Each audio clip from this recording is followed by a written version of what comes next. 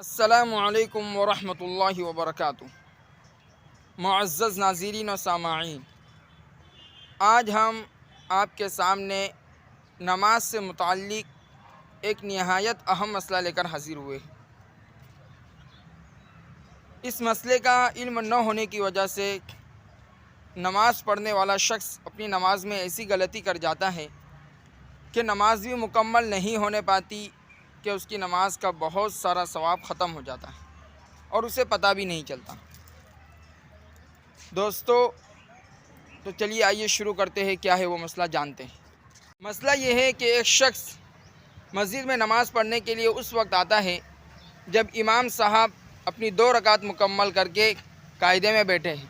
یہ شخص اللہ اکبر کہہ کر امام صاحب کے ساتھ نماز میں شریک ہو جاتا ہے اور قاعدے میں بیٹھ جاتا ہے اور اتحیات پڑھنا شروع کر دیتا ہے، مگر چونکہ امام صاحب کی اتحیات مکمل ہو گئی تھی تو امام صاحب اللہ اکبر کہہ کر تیسری رکعت کے لیے کھڑے ہو جاتے ہیں۔ تو یہ شخص بھی یہ سمجھتا ہے کہ میرے لیے امام صاحب کی اتباع واجب اور ضروری ہے، لہٰذا اپنا اتحیات یا تو اگر شروع نہیں کر پایا ہے تو بغیر شروع کیے ہی کھڑے ہو جاتا ہے، یا شروع کر دیا تھا، آدھا ہو گیا تھا یا تھوڑا ہو گیا تھا، تو جہاں تک بھی ہوا تھا وہیں سے چھوڑ کر امام صاحب کی اتباع میں یہ شخص بھی کھڑا ہو جاتا ہے۔ میرے دوستو، اس کی یہ غلطی اس کی نماز کو مکروہ تحریمی بنا دیتی ہے اور نماز کا بہت سارا حصہ ختم ہو جاتا ہے۔ اب اس کے لیے کیا ضروری تھا، اسے کیا کرنا چاہیے تھا؟ تو دوستو، اس کے لیے ضروری تھا کہ یہ شخص پہلے اپنا تشہد اتحیات مکمل کرے، اس کے بعد امام صاحب کی اتباع کرے۔ تشہد پڑھنا اس کے لیے واجب تھا، چاہے اس کو اس بات کا ڈر ہو کہ اگر میں تشہد مکمل کرنے لگ گیا تو امام صاحب تیسری رکعت کے رکوع میں چلے جائیں گے۔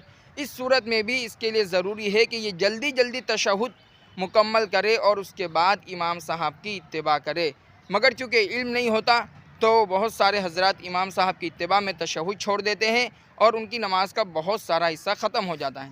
یہ تو ہوا اس شخص کا مسئلہ جو بعد میں آیا، مگر دوستو جو حضرات شروع سے شریک تھے وہ حضرات بھی بعض مرتبہ امام صاحب کے ساتھ شریک ہوتے ہیں، اتحیات پڑھنا شروع کر دیتے ہیں، ختم ہونے والی ہوتی ان کی اتحیات، مگر چونکہ امام صاحب اللہ اکبر کہہ کر تیسری رکعت کے لیے کھڑے ہو گئے تو یہ حضرات بھی اتباع میں کھڑے ہو جاتے ہیں۔ یاد رکھیے دوستو، اس طرح سے کرنا، اپنا امام صاحب کی اتباع میں کھڑے ہو جانا تشہد کو چھوڑ کر نماز کو مکروہ تحریمی بنا دیتا ہے اور نماز کا بہت سارا حصہ ختم ہو جاتا ہے۔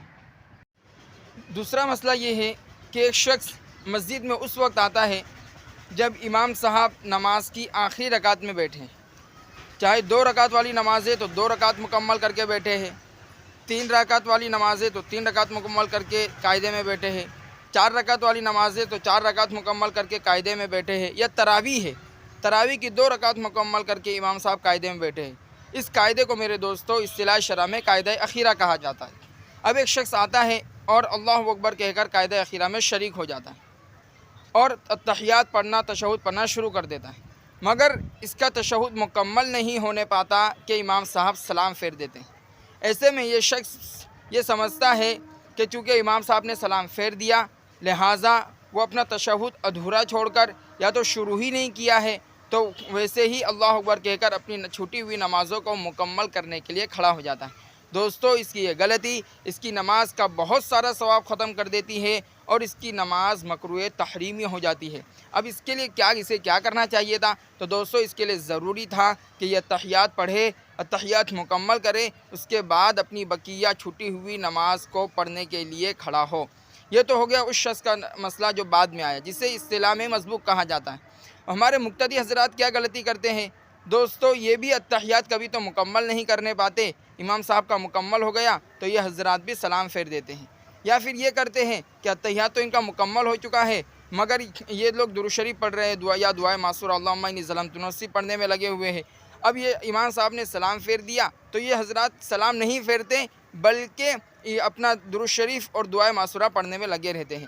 دوستو، یہ طریقہ بھی صحیح نہیں ہے۔ اگر آپ کا تشہد مکمل ہو چکا ہے تو پھر آپ کے لیے واجب اور ضروری ہے کہ امام صاحب کے ساتھ سلام پھیر دے، لیکن اگر آپ کا تشہد مکمل نہیں ہوا ہے تو پھر آپ تشہد مکمل کریں، بعد میں سلام پھیرے۔ امام صاحب کے ساتھ سلام نہ پھیرنا اور درود شریف اور دعائے معصورہ میں لگے رہنا میرے دوستو، یاد رکھیے یہ آپ کا طریقہ صحیح نہیں ہے۔ السلام علیکم ورحمۃ اللہ وبرکاتہ۔